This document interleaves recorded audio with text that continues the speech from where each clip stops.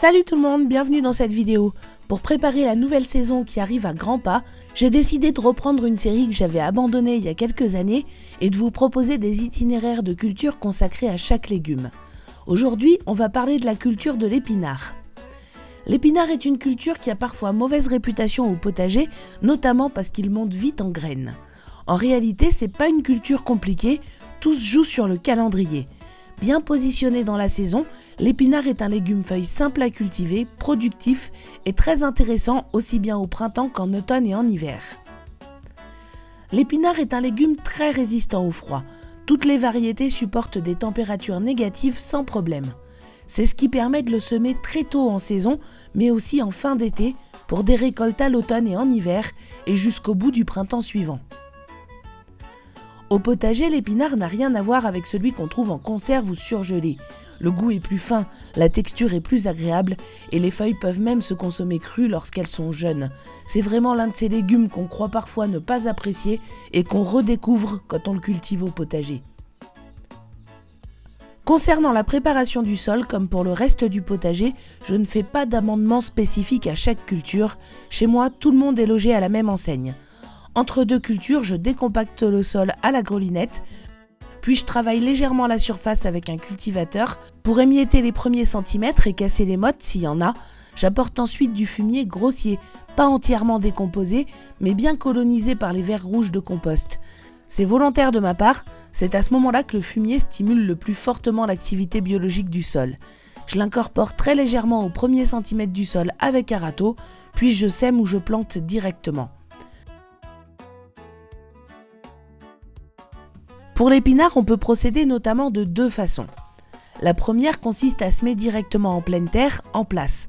On peut semer dès février ou mars tant que le sol est ressuyé, mais pas plus tard. L'épinard ne supporte pas la chaleur.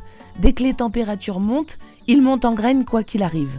Semer tôt est donc essentiel si vous voulez profiter longtemps des récoltes. Je sème en ligne espacée d'une vingtaine de centimètres en déposant les graines régulièrement au fond d'un sillon. Les graines d'épinard sont assez grosses, ce qui rend le semis plutôt facile. On recouvre ensuite légèrement les graines avec le râteau.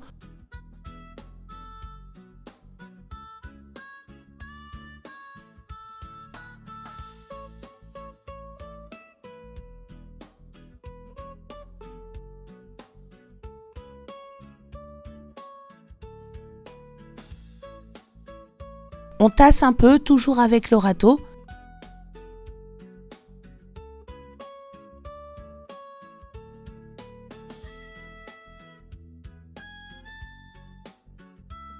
Puis on arrose pour que la terre entre bien en contact avec les graines. La levée intervient généralement entre 1 et 2 semaines selon la température du sol. Cette méthode a l'avantage d'être simple, économique et de ne nécessiter ni terreau ni matériel particulier. Pour la culture de printemps, je sème donc en février, mars au plus tard, et pour la culture d'hiver, je sème en septembre-octobre. La seconde méthode, celle que je privilégie personnellement, consiste à faire les semis en plaques alvéolées, sous serre froide ou sous abri. L'intérêt principal, c'est de protéger les jeunes plants des limaces, qui sont particulièrement friandes des plantules d'épinard. Pour les débutants et ceux qui veulent en savoir plus, je vous avais fait une vidéo complète avec toutes les petites astuces pour bien réussir ces semis en plaques alvéolées. Je vous remets le lien quelque part à l'image et aussi en description et en commentaire épinglé. Je sème environ 3 graines par alvéole et avec les épinards, je ne prendrai pas la peine de les démarier ou de les séparer par la suite avant de les repiquer en pleine terre au potager. Je les planterai directement telles quelles en touffe. Je fais comme ça depuis des années et ça fonctionne très bien. Et d'ailleurs, vous voyez à l'image des épinards qui ont été semés et plantés de cette façon, c'est-à-dire 3 graines par alvéole, puis plantés en touffe en pleine terre dans la serre.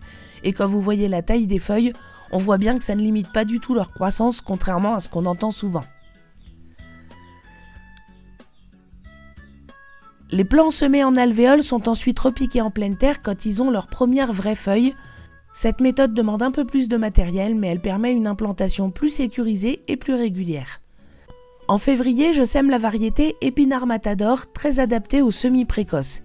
Pour les cultures d'automne-hiver, je sème l'épinard géant d'hiver, une variété très rustique, capable de produire sur toute la saison froide. La récolte commence environ 6 à 8 semaines après le semis. On ne coupe pas la plante entière, on prélève simplement les feuilles les plus grandes, au fur et à mesure des besoins, en laissant les autres continuer à se développer. C'est ce qui permet d'étaler la production dans le temps. Au printemps, la production dure jusqu'à l'arrivée de la chaleur, moment où l'épinard monte systématiquement en graines. C'est pour cette raison que semer au mois d'avril ou au mois de mai n'a plus aucun intérêt. Il fait déjà trop chaud pour obtenir une production correcte. À l'automne et en hiver, les récoltes peuvent s'étaler sur toute la saison froide et même jusqu'au début du printemps suivant, ce qui en fait une culture particulièrement intéressante à cette période de l'année. Si vous avez des questions ou des retours concernant la culture d'épinards, n'hésitez pas à les partager en commentaire. Je vous rappelle que sur la chaîne, vous avez ce même genre de vidéos sur la culture de laitue, de fèves ou encore de petits pois et pois mange-tout. Je vous remets tous les liens à l'image.